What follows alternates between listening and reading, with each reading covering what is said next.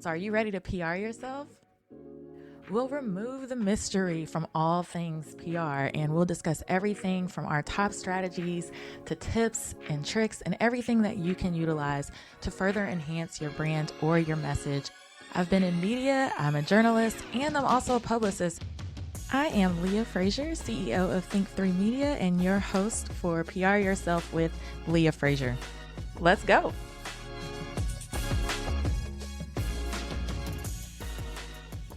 Thank you guys so much for tuning in to PR Yourself with Leah Frazier. You guys, listen, you guys are blowing my mind. We just received notification that this podcast is in the top 30, number 29 actually, in the US for marketing podcasts and in the top 100 in Canada for marketing podcasts. So thank you to each and every one of you faithful listeners. Thank you guys for sharing this out. Thank you for interacting with me. Thanks for sharing it on social media. We're just extremely grateful that this project has reached the levels that it has in such a short period of time. So thank you again. And I want you guys to just get interactive. Go on pryourselfwithleahfrazier.com. Leave me a message and let me know if you have an episode suggestion or there's something going on with your business that you want me to bring in the experts to help and tell you how to PR it better. Again, get involved. You're going to go to the link in my bio at the Leah Frazier on Instagram, and I have a whole list of things you can do. You can join our private Facebook group. In that group, I go live. I tell you what's hot and trending in social media and marketing and PR. I put media leads in there. There's one I've got to do today. And you're also going to want to interact with the other women. And I think we have some men in that community now, in that private Facebook community, okay? Because I'm going to start growing that so that you guys can discuss among yourselves how to PR yourselves better as we move through 2021 and beyond. Also, if you're interested, we still have the monthly membership available. It's only $49 a month, and you can find information on that at think3media.com/think3edu. That is our monthly membership where I literally do a class session like I would teach with my students at the university. I do a class session on what's hot in marketing and public relations. I give you your takeaways. I give you something to work on for 30 days. And then several weeks later, we come back and we mastermind as a group to make sure that we're working on that one thing that you need to get worked on for that month. And we continue that monthly. And it's a great resource and it's a great way, an affordable way for you to hear from me. I bring in experts and also for you to have accountability. That way you're working through for solutions for your small business or as an entrepreneur. And lastly, you're going to want to stay tuned. Yes, pryourselfbook.com. You're going to want to sign up for that as we get closer to the book being released. But also you're going to want to go to PR Yourself with leahfrazier.com online. There's a tab called course, and you're going to want to sign up there because I am re-releasing my live course one last time. I know I said that before. I'm going to do it again. I have just revised it. I've created a couple more modules, and it's really going to go into a little bit more of an organized depth on how you can earn free media and press coverage consistently for your small business and your brand. And again, it's super duper affordable, and I want to offer that to you guys. So thank you guys so much for tuning in and enjoy this latest episode. And I look forward to hearing from you all.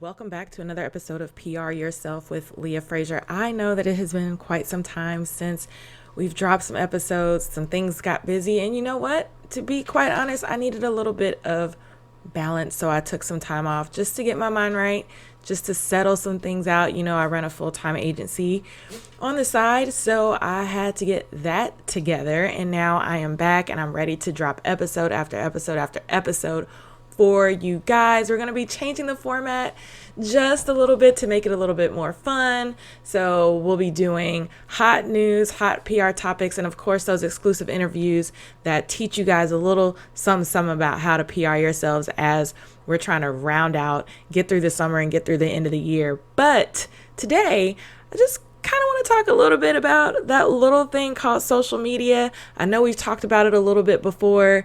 I ran into a little snafu with someone not too long ago, just based off of some of the things that they have posted on social media that weren't too favorable to someone that I connected them with. And it was quite disappointing to see. I'm not even going to lie. And I think sometimes we get caught up in just posting. Social media has this culture where you post your whole life or you post everything in the moment. And sometimes we get into the habit of posting without thinking 1 day, 2 days, even years further down the road, like how could this affect maybe all the parties that are involved, or if you're saying something subliminally, where once you put that out, unfortunately, it's really hard to take it back, especially if it's been screenshotted and circulated around. And so the number one way to screw yourself over and need some crisis management, and I mean quick, is to just get out there and get real loose with posting social media. So like I said, someone that I valued put something out negatively about someone that I had connected them with, and I came across it, I screenshotted it, and, I let them know that I wasn't too happy about what I saw. But in the grand scheme of things, I think we have to be way more careful about how we're presenting ourselves on social media. And that may be that you have someone on your team that does a once over that looks to what you're posting. It may be that if you're pissed about something, you load it, but you don't post it. Maybe it just makes you feel good to load that shit up, but you don't click publish. Whatever it is, you have to think 5, 10, 15 steps ahead versus your emotions in the moment. And one of the things that I was proud of myself, normally I would just, sweep it under the rug. I'm a very non-confrontational person, but I think COVID has just made me a little bit more direct. Like I told you guys, I'm getting my certification in meditation. And one of the things that we're learning are, ways to change our mindset about how we view the world, how to be happier, how to achieve just like a higher state of being. And so I was reading this book. It's called The 4 Agreements, and it is absolutely fantastic. It's by Don Miguel Ruiz. And one of the first agreements in the book, and I know I'm kind of all over the place, but I'm just so excited to be back and talking with you guys. One of the 4 agreements, the first one is to be impeccable with your word. So when I saw what was posted on social media about a connection that I had looped this person in with, the old Leah would have swept it under the rug. I don't want confrontation. Hopefully my contact doesn't see it, and I would have went on about my day. But I feel like sometimes we, as a society, we have things in our head that maybe we should communicate to people because maybe they didn't do it on purpose. Maybe it needs to be brought to their attention so that they could do better in the future. And then maybe it's a way to grow that relationship in a corrective manner. So after reading this book, I'm telling you guys, it changed my life. I was like, I ain't taking shit no more. I'm going to be direct. And I did. I laid out everything, my disappointment. I attached what I saw on social media. I kind of broke it down as to how this could have affected things, years down the road, what I was going to have to do to unwind because of what was posted. And I'm not going to get into all the details or whatever. But it was because of this book. And I felt so free when I did it because I'm like, this person doesn't have to worry that I'm going to talk shit behind their back. This person doesn't have to worry where I stood with respect to the situation. There was no, and in that moment, I just felt good. I didn't feel like, when sometimes you don't bring something up to somebody, but you want to, and you feel like you're out of balance because you didn't speak your truth. I just felt like for the first time in a long time, like, wow, all of this weight is lifted off my chest. There is no gray area. It is completely black and white. This person knows exactly how I feel, and we're going to get to the bottom of this, and we're going to get through it. So the 4 agreements, there's 3 other agreements. We're not going to get into them today, but it's a fantastic book. But back to that being said, unfortunately, because of what was posted on social media, terrible PR move for their brand, because now, as someone who, I'm a connector, I connect people. As someone who, loves to connect brands with people and do all of those things, I'm now leery of looping them in with anybody else, because now I'm like, well, you're going to post something negatively about them on social media. So terrible way to PR yourself these days. Social media can be a friend and it can be an enemy, and you've got to figure out which way you want to use it. And don't be part of the crowd of posting everything that happens to you online. Don't post when you're feeling super emotional about something, or if you're quick to anger. Just think about what you're posting. Think 5, 10, 15 steps ahead. Have a checkpoint, so checks and balances, right? Have somebody in place that maybe you loaded up into a software. We use later.com for our clients, and they go in and they check to make sure you ain't on that shit. And then publish. Put checks and balances in place, because this was a money deal that was lost. This is money further on down the road that will not be transferred to this brand because of the virtue of what they did. So you have to think of those things. And it is a great segue into our special guest. It was actually an interview that I did last month with Ed Zitron. He is a PR maven. I'm telling you guys, he has absolutely no filter. He is freaking hilarious. And what we end up talking about in this interview is, we just got out of Juneteenth. There was a lot of situations circulating with social and racial equity. There's a lot of brands out there that are afraid of cancel culture. And you're trying to figure out, do I respond? If I'm PRing myself, does my brand respond to these issues, or do I not respond? And if I do respond in post, will it affect me negatively? Will my audience read the messaging in the way that it needs to be read? What are the consequences for my actions? And Ed breaks it down in this interview to a T. So if you're one of those people that has a brand, and in this world where we're in crisis and so many things are going on socially, and you're trying to figure out this cancel culture conundrum. Do I post? Do I not post? Do I sit back? Black square? No black square? Happy Juneteenth? In honor of Juneteenth? No Juneteenth.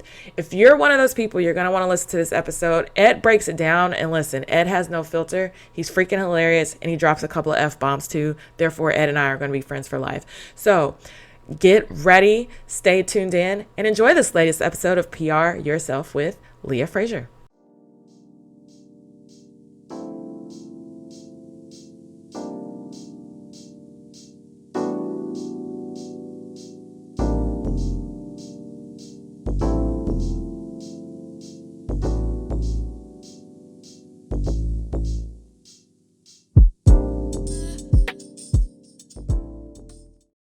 To another episode of PR Yourself with Leah Frazier. I have a veteran PR rock star hitting the show today, and he has been in this field for longer than a decade. Okay, so I need you to get your pen, your paper, all you guys that have your questions, because he is going to rock it out. He is the owner of EZPR. He does national media, and he's going to answer some of you guys' DIY PR questions today. Welcome to the show, Ed Zitron. Hey, thanks for having me. So happy that you're here. Where are you hailing from? I'm in Las Vegas. That's where I live. Oh my gosh. I love Vegas. I'm just a little scared because of the pandemic, but I cannot. It's fine. You got your second shot. I've got my second shot. He said, come party it up. It's fine. You got your vaccine. Come party it up. So what's life like? What have you been working on? I mean, it's weird. You mean professionally or personally? Both. So personally, it's been great. I moved to Vegas in May of last year, like during the pandemic, which was definitely a decision I made. It was actually in the works since December 2019, and it just took a while. Mm-hmm. And my general thing is that it was definitely a challenging move to say the least. Yeah. I, my, so professionally, it's interesting. So obviously the pandemic was difficult. I was just remarking on this to boys that work with me. It's interesting how it's almost a complete inversion this month compared to April and indeed March of last year, which was we didn't restructure the business. That's the wrong word, but we had to be a bit nimble with what we took on. And we were far more willing to take on short-term projects like 1 month projects and such. And so we were scrappier last year, and it was more difficult, and everything was a lot more threatening because obviously it wasn't monthly revenue. We had monthly revenue, but nowhere near as much. Now things have come flooding back. It's like 2018 all over again. Oh my We God. have tons coming in. It's been great. Yeah, and I feel like the rebound, it was like almost like this rubber band effect where it was stretched and stretched. Now it's popped, whereas everybody, oh my God, we need to beef up our marketing. We need digital marketing. We need PR. And I so, think, everyone's kind of realized that I don't think the world even stopped. no, it didn't. I think I was kind of in your same boat where a lot of my existing clients, the smaller businesses and some of the startups, put their contracts, we renegotiated those, put a lot of them on hold. And I was just very open to it because some had to apply for PPPs and things like that. But when they came back, it was like the floodgates have opened. It was like, I hope I got all my rest because it's crazy. It's crazy. But Yeah, but hey, I'd rather take this. amen.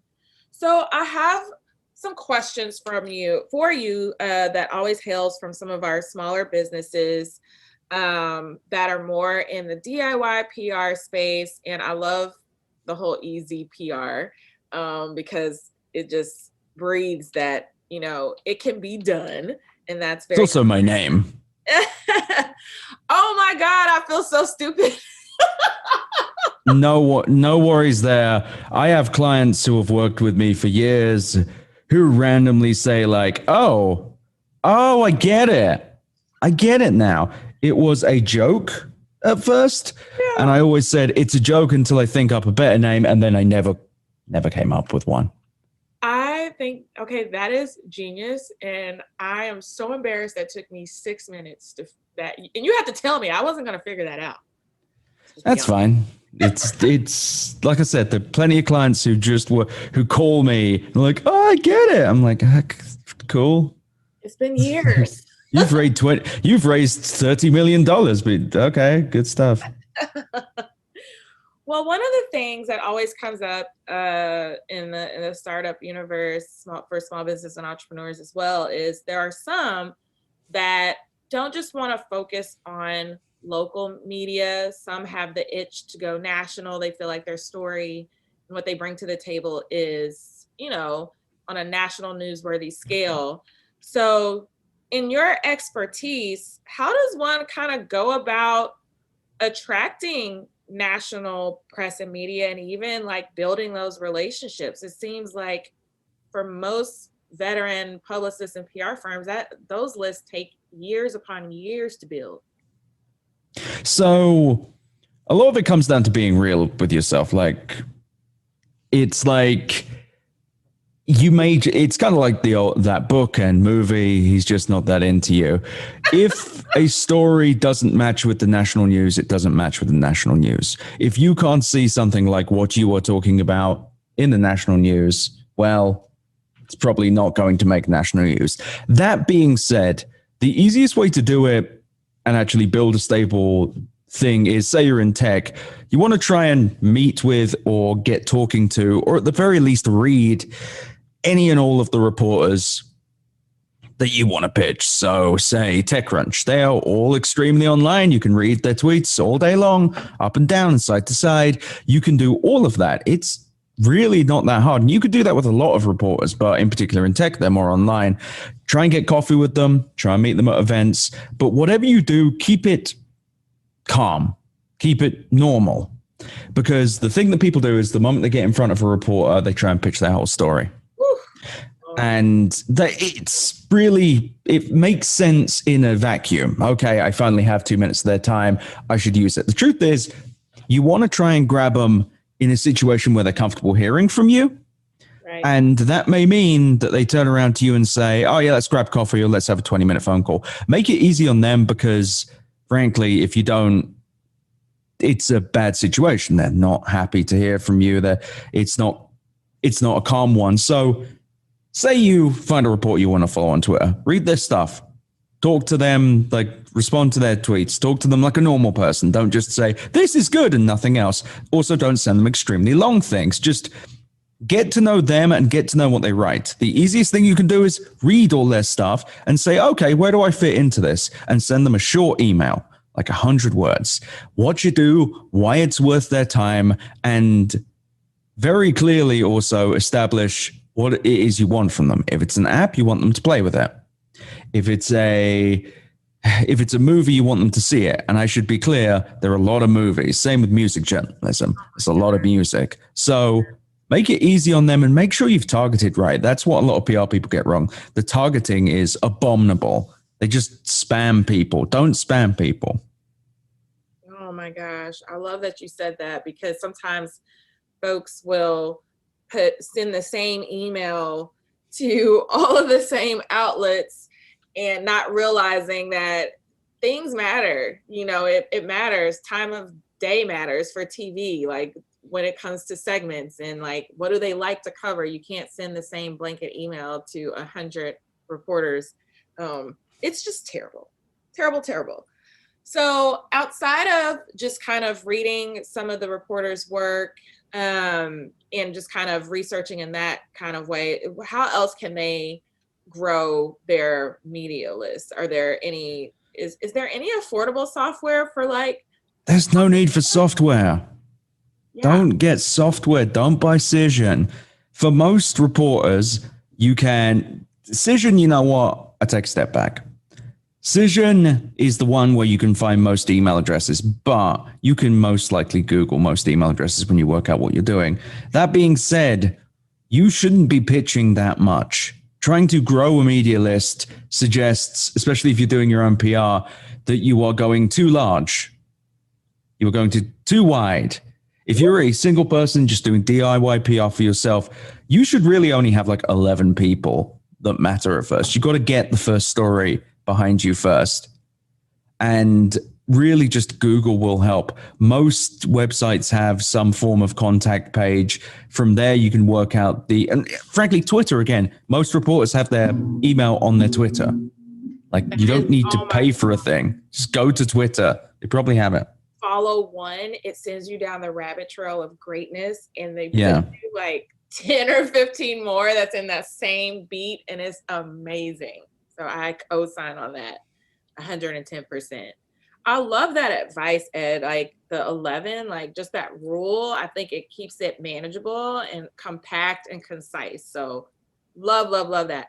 Thank you all so much for tuning into this episode of PR Yourself with Leah Frazier. We're going to take a quick break, and I want to tell you about our sponsor, Branch Farms. You guys know that during the pandemic, I was dealing with a lot that had to deal with mental anxiety. I've been having to meditate. I've been having to find different sleep rituals so that I could sleep a little bit better, because it's just been a little bit stressful.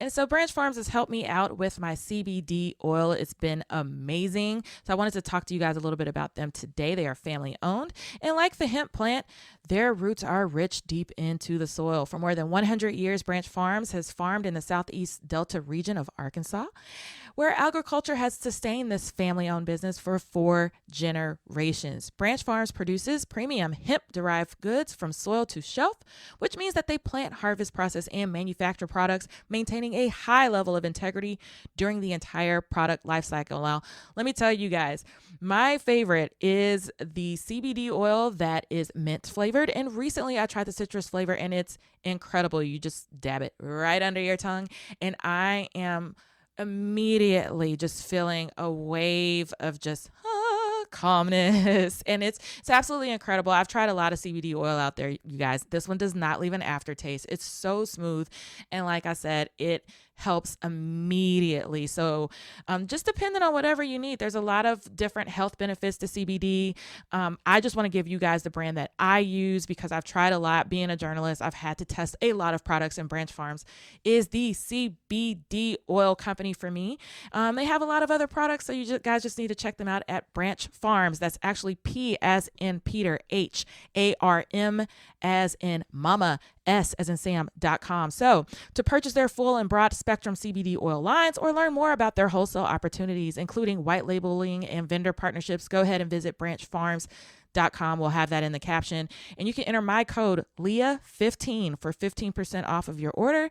This promo code is active now through December 31st, 2021, but you're going to want to go ahead and order that today because it is amazing. And so thank you guys for tuning in. And now back to this episode on PR Yourself with Leah Frazier. How many people have reached out to you and out the gate have told you maybe, I want to be connected with Oprah, or I need this to be on the Today Show or Good Morning Oprah and Today are the classic ones. Oprah has not mattered to the media for quite some time. I mean that just she has stopped being like a media, kind of like Ellen is on the way out. It's not that she's less important. It's that she's no longer like a media talking head that you see every day. So when she pops up, it's serious. Right. With that extremely wimpy interview with the Royals. Ed, tell me how you really feel. Well, no, just if I'm going to cover that, the blunt thing is Prince Harry, a guy who dressed up like a Nazi on Halloween about 15 years ago. And no, there is no expiry date on my hatred for that as a Jew. I will just say it's one thing to talk about there being vague racism in Buckingham Palace. Fine. But if you had a single, like Meghan Markle has gone through hell. She has. Yeah. She's been through hell. She doesn't have to answer to anyone. Harry, on the other hand, saying, someone vaguely made some racist comments without naming them. That is called, that's covering someone else's ass. If you really want things to change, name and shame. What's going to happen? They're going to get fired from being a prince? It's not going to happen. But instead he did the thing so he could get a job at a startup. Oh, yes. It's so funny. A friend of mine, we argued about this very thing on his radio show because he's like, he should name them. He should pissed. So I'm going to tell him, Ed, you support his theory. Well, it's true, though. It is a mark of cowardice to stand up. And of course, he did it it worked exactly like he wanted it to. Everyone felt sorry for him without him actually sacrificing anything. He didn't sacrifice a single damn thing. He got up there, did his sad sap story, and then immediately got a job at a startup like a week or two later. Like he doesn't get to pretend like he's a victim here. Meghan's a victim. She is the victim. He is another white guy drafting off the pain of a black woman and probably getting more out of it than Meghan will. Just a sickening piece of something. Ed, I like how real you are. So I know who to bring on when we have to dissect PR in news because you're not going to bite your tongue. I love this shit. Don't get me. I mean, I'll go crazy about like Mark Davis, Las Vegas Raiders. I mean, that whole situation, truly sickening, man. Worthless. Yeah. I don't know if you want to talk about that, but I'm like, I'm very angry about it. But in kind of that same scope, so let's just play in here. Because I mean, you've done everything. And I know one of the things we were going to talk about briefly was crisis communications. Each one of these situations is a crisis, right? And I feel like culturally, people are waiting to cancel people, judge people, oust people. People are losing businesses and jobs and money. So what does that look like in the grand scheme of things? Like, what is crisis communication? Like, how are these how do they protect themselves? So there is no protection against a cancellation related to a thing that happened. So, I mean, well, Harry managed to escape by being exceedingly rich and literally a prince, despite dressing as a Nazi. But most people, the problem with a lot of situations where people, I just wrote about this on my Substack. The problem with most corporate apologies and most people's apologies is that they are not actually apologies. They are, I'm sorry you feel that way, which is the official worst way to apologize because it is not an apology. So Peloton, for example, Peloton in a big situation where a child went underneath one of their treadmills. So they failed to report the name to the CPSC. So I forget what it stands for, but it's a government entity for consumer safety. And they refused to name the person. They said, oh, it's because we wanted to protect user data, and they asked not to be named. So the CPSC actually subpoenaed them for it because there you go. That's how you get it done. And Peloton then went on to say, oh, it was user error. They shouldn't be allowed under it. Now, perhaps that's not a cancellation. Perhaps that's not what you'd call an actual canceling, but within corporate PR, that's what's called a short-term investment for a long-term problem. They will eventually pay for this because a child died. They tried to they refused to do a recall, and they basically have said, it's their fault. It's your fault. And you know what? They're partially right. You shouldn't let a child near a giant treadmill, sure. But at the same time, you shouldn't build a treadmill that creates a vacuum situation near where pets and animals could go. Right. Like, you shouldn't do that. So instead of doing a recall, instead of doing actually installing something to block it, whatever they could do, what Peloton has done is basically said, we're not doing anything. We don't need to. Now, long term, they're 100% going to be in trouble. They're going to have a real situation here because a child died and they pissed off the government now. So that situation is they did I'm sorry you feel that way about our treadmill, and that will long-term hurt them. With a lot of cancellations, so a lot of things where it depends on the kind of cancellation. If someone 15 years ago said a racist thing, which is, I think, happened with Teen Vogue recently, yep. That's one where it's what are you actually dealing with? Do you say nothing? Nothing is a classic choice. Nothing is actually one of the safest things you can do. But realistically, you need to discuss it and say, I was a child. In that case, it would be, I was a child. The comments I made were those of a child, and they were disgusting. They were wrong then, and they're wrong now, kind of similar to what Disney has put in front of Aladdin, if you look on Disney+. But nevertheless, I said them, and they do not reflect my current or even many of my past views, and they were a disgusting thing to say, and I can only apologize. It may not protect you from the consequences, but it will at the very least publicly show that you care about these things, that you give a damn. Right. The problem is most people are scared of admitting wrongdoing. We have a cultural problem with responsibility. And we don't see like any wrong. If we think, oh, okay, if I don't apologize, that's the loophole. They have nothing to pin on me. The problem is they do. They have whatever you did, especially if you tweeted something bad. By saying, sorry, you feel that way, you're just putting things off. You're just antagonizing people more. People think that not apologizing is not being wrong, and that it's quite the opposite. It actually makes you more wrong. I realize that's a very roundabout way of answering this. No. That's fine, because I was thinking about it in that Cinnamon Toast Crunch situation. Of the shrimp thing? Yeah, and when they came that guy turned out to be a real piece of crap. Yeah, it actually ended up backfiring on him. He got cancelled. Canceled because generally when you're a huge bastard who's done terrible things, you shouldn't try and get that much attention. It is so funny because initially that's kind of what Cinnamon Toast Crunch did, was like, there's no way we put those. Well, did he actually? I never saw the conclusion. Did he make it up?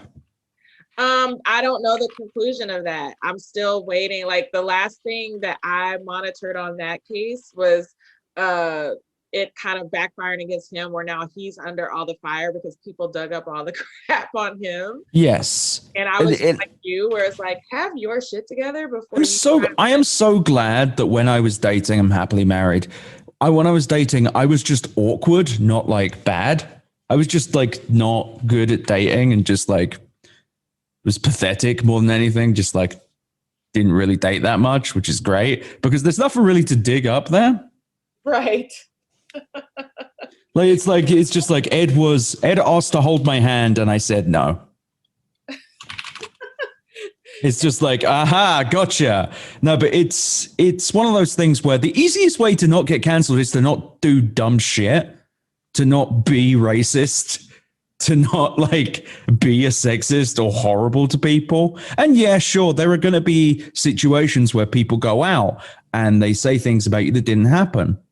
The problem and those are problematic. Those are troubling because what do you do when someone says that? And there will be a court of public appeal. And if you truly did nothing wrong, all you can do is say what you said, and then that's it. Right. There are, like right now, there is a very big and very horrible situation with Deshaun Watson that I will not go into detail with because lots of PR people are trying to deliberate over that.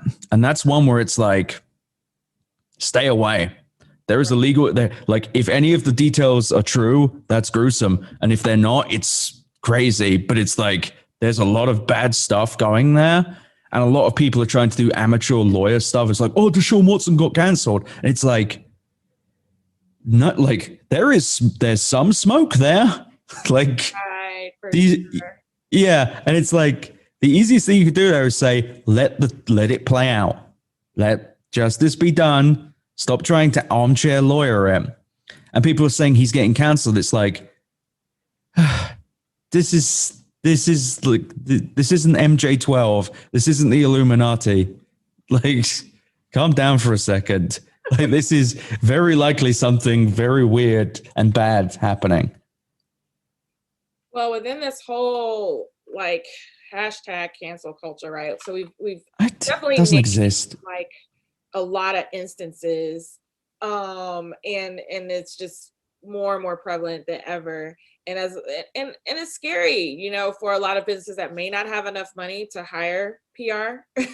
So I know sure. We like don't do dumb shit, but is there anything else that maybe they need to consider? Like, well, here's a really, really basic one. Really basic. You don't have to comment on everything. Really, really bloody simple. Brands seem to think that they are relevant to everything. They are not. NFL teams have made it like there were some really powerful statements about the Derek Chauvin trial and that bastard murderer going down. Just going to make my thoughts clear on that there. He deserved worse. I'm just telling you. Under a big, I'm not going to say what I really want to happen to him, but big truck. But anyway, so it's where was I? So the NFL teams, which have like those teams, absolutely like the Raiders. So I'll get to Mark Davis and why that was so bad, but a lot of them had to make statements because they have, in many cases, a great deal of, well, in every case, like majority African-American teammates. Right. They have African-American fans. They have a real stand with the community. And they had to make a statement. And the Rams and the Falcons made really powerful statements about how, I think it was the Rams that said that this wasn't justice, this was accountability, and it isn't the end. And it's like, okay, perfect. That's what you should say. Are you a cereal brand? Okay, cool. No one needs your comment on this thing, on George Floyd. No one needs it. No one is looking at Cinnamon Toast Crunch. No one's looking at Tide and thinking, I need to know what they think or about this. Why? Because it's not about you. It isn't.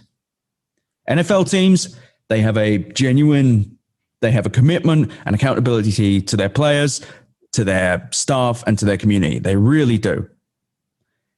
Tide does not. I don't know if Tide made a statement. I will check momentarily. But if they did, they shouldn't have. The easiest way not to get involved with these things is to not say anything. Also, it would appear that Tide did not make a statement, which would be correct. No one needs laundry detergent to make a statement. I think that a lot of people who get into trouble usually do so by talking about something that they are not part of. Right. They want to get involved in politics. It's so easy to not bother. And I'm not saying, like, Ben and Jerry's, for example, made a statement on it. Ben and Jerry's, 50-50 on that one. They've made social justice statements before. Sure. Makes sense. Any sports teams make sense for that. Absolutely. Right. But I see, let's see, we've got Padilla, which appears to be a public relations agency making a statement. Why does a PR firm need to? I don't know. The NFL made a statement, and the NFL shouldn't have, because the NFL really doesn't need this kind of heat considering what they did to Colin Kaepernick. But generally, brands should stay away from this type of thing unless they have a real need to. If they have an African-American CEO, that makes sense to me. Right. Perfect sense. If you are yet another corporation with a crusty looking white guy, shut up. No one cares. And in most of these cases, there is no reason to make a statement. There's no reason to. People aren't looking to you. No one is looking to your brand to do it unless you have a real reason to. The Black Lives Matter, great example of just a cause that brands jumped on. And it was like, I don't understand why every single corporation and random, I say this as a white person, random white people who no one gives a shit if you are a yoga instructor who's white and you live in Newport Beach and what you think about, we all know you're white and you live in Newport Beach. I'm kidding.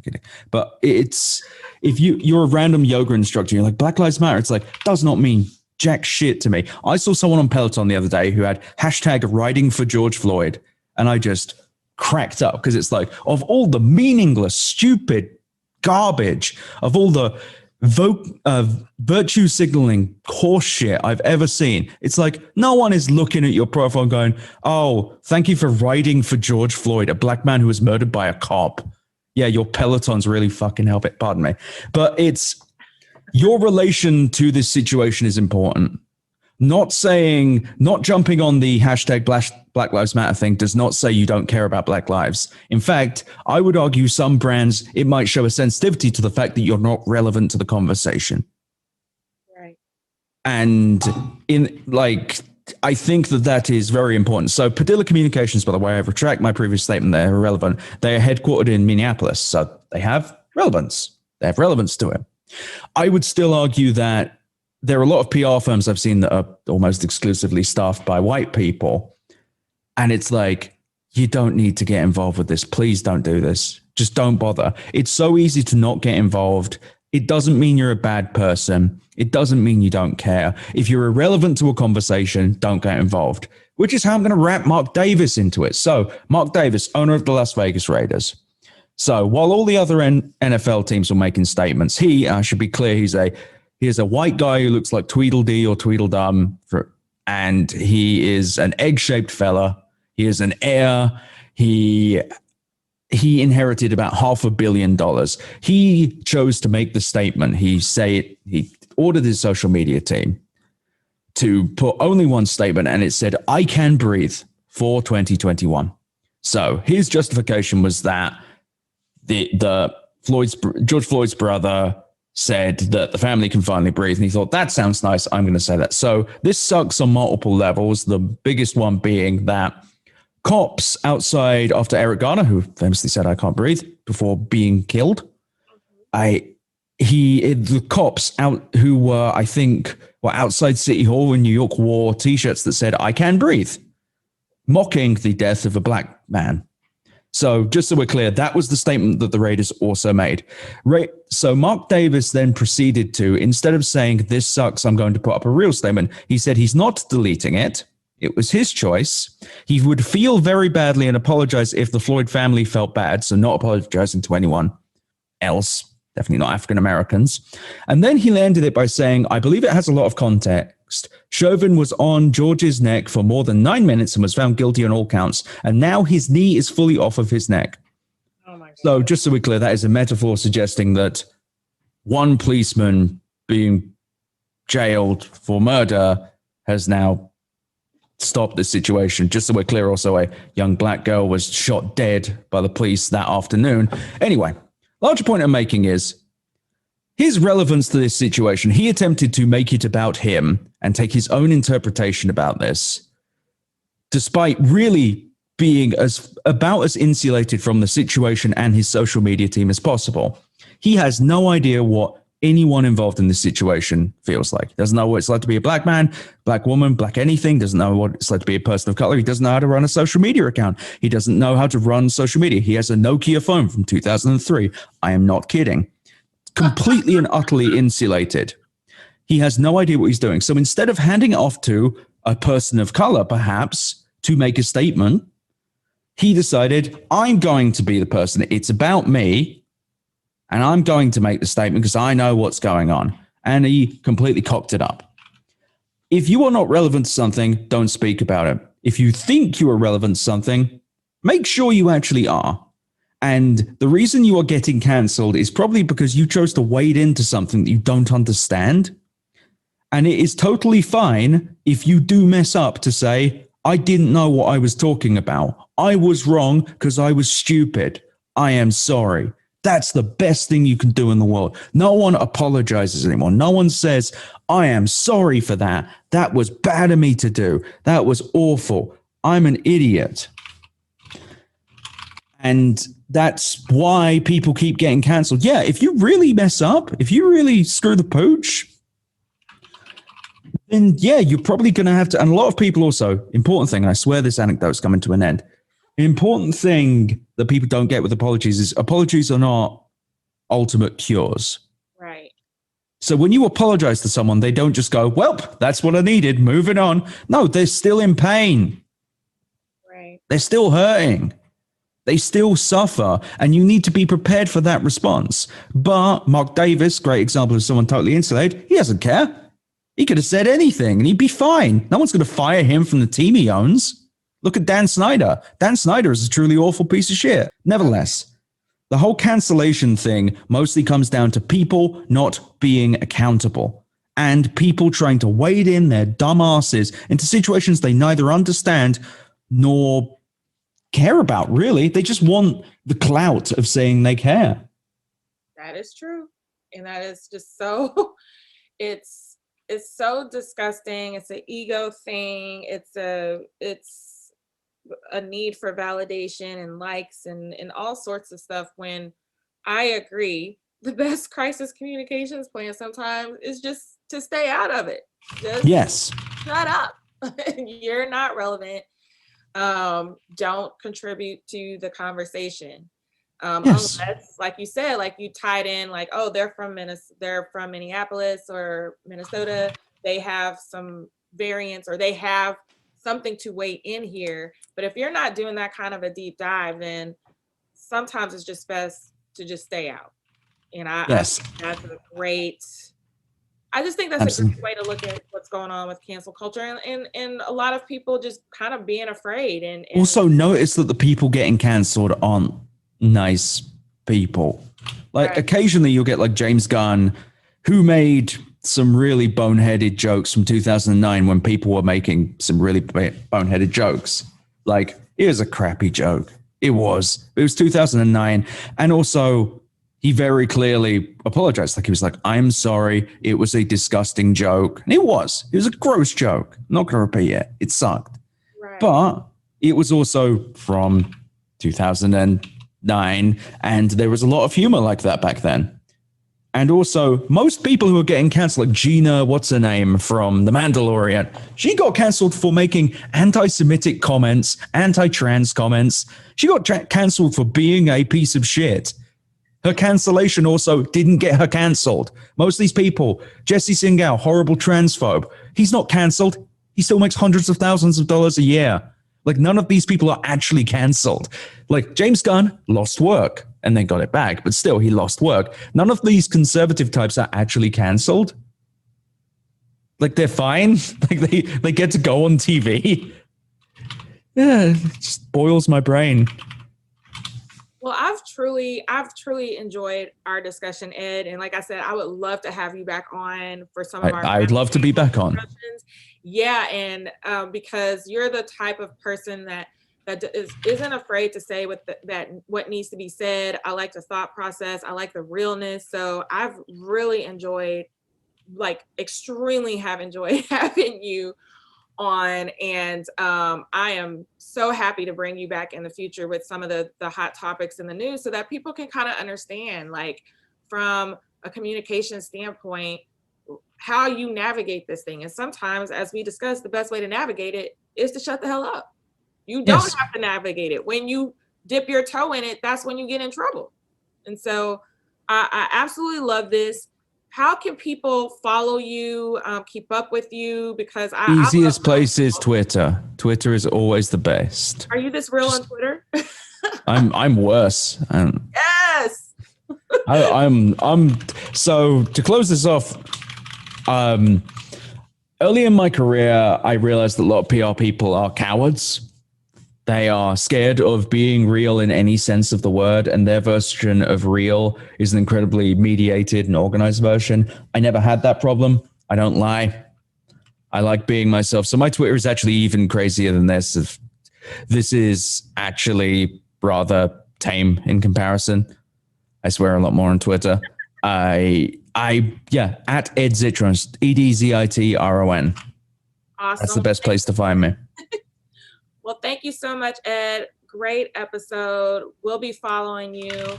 And you guys know what to do. Subscribe, rate, and review. Leave Ed a message. Tweet him. Follow him. And until next time.